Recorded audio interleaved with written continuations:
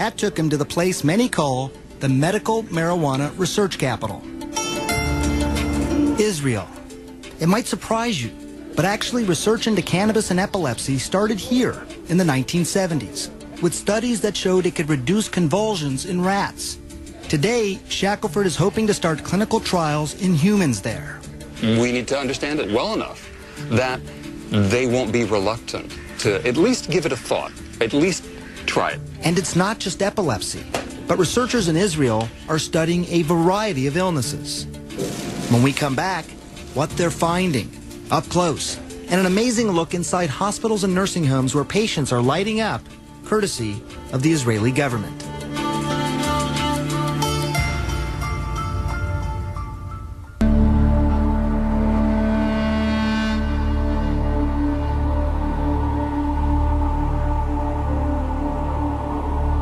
As the sun was rising on the ancient city of Jerusalem, the final leg of our journey was just beginning.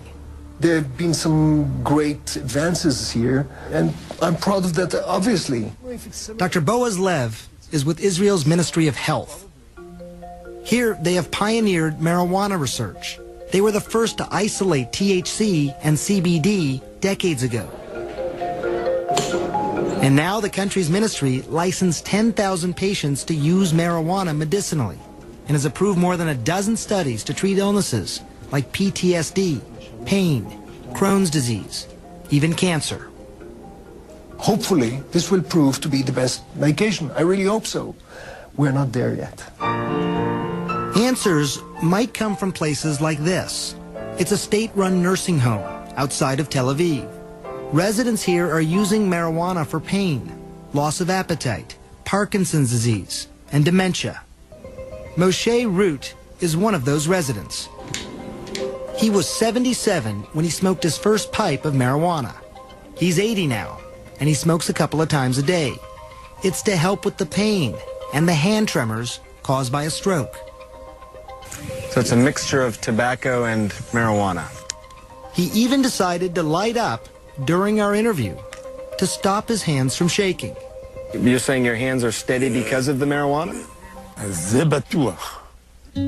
It also helped ease a deeper pain hidden from sight. You see, Moshe is a Holocaust survivor. When his wife died a couple years ago, he was haunted by nightmares of his childhood, hiding from the Nazis. The marijuana, he says, took him out of the darkness. You dream. You fly. When you smoke? Yeah. There are 19 other patients here. Scientists at Tel Aviv University are now studying their progress, and they call the results outstanding, including weight gain, improved mood, pain and tremor reduction. But I can tell you as a doctor, it was my next stop that proved the most surprising. This is Israel's largest hospital, Sheba Medical Center. You put up your medical cannabis. Amashe is using marijuana to help him with the pain and nausea from chemotherapy. Filling up the spoon, so that's your medicine inside there. Of course. Now take it out, put up the valve. And he's doing it inside the hospital. How are you feeling? Relief, first of all in the muscle, in the leg.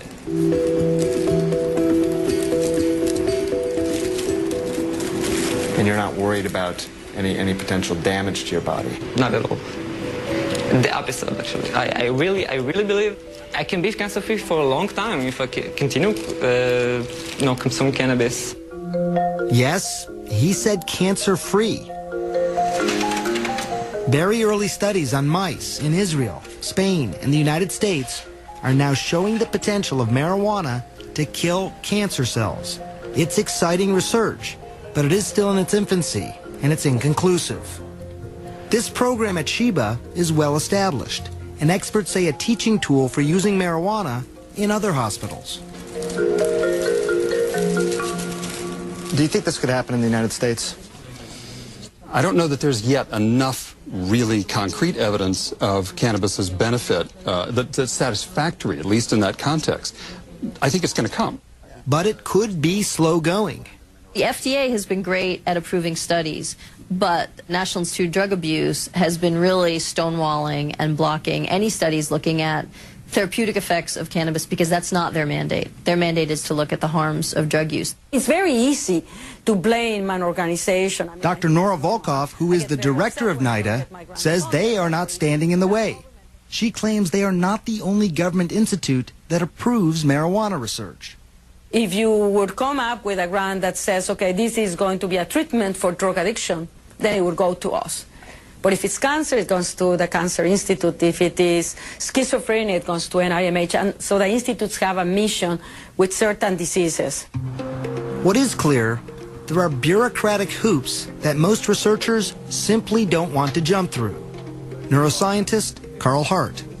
There are not many people studying marijuana. It's very difficult to get approval to study marijuana. What's nice about Israel is that the government is helping the research to happen. And it's research that could give hope to patients like Charlotte Figge. I made it. Scientists in Israel are learning that marijuana use might actually protect the brain, not damage it. They've been able to show that it can decrease the amount of brain damage from head injuries in mice. To be able to give a medicine after the injury to reverse some of the damage, that's huge. I want to paint my nails. You want to paint your nails? I'll paint your nails. I literally see Charlotte's brain making connections that haven't been made in years. It's almost seeming to build her brain where before it seemed broken. And while scientists are still at the very early stages of knowing if this is actually happening, I can tell you it was remarkable to see her progress. In the 3 months since we first met her, we saw a change. She was now talking more. Say puppy. Yeah. She's horseback riding. Good girl.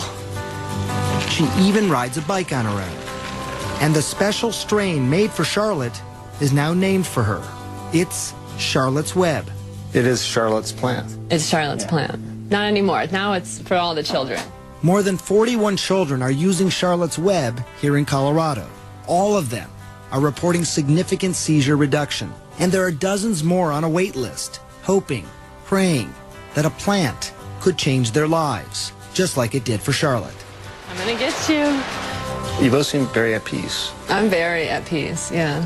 Very peaceful. We've been given a great life. You know, it's unfortunate that Charlie has this Dravet syndrome, but thank God we've got something now that's working.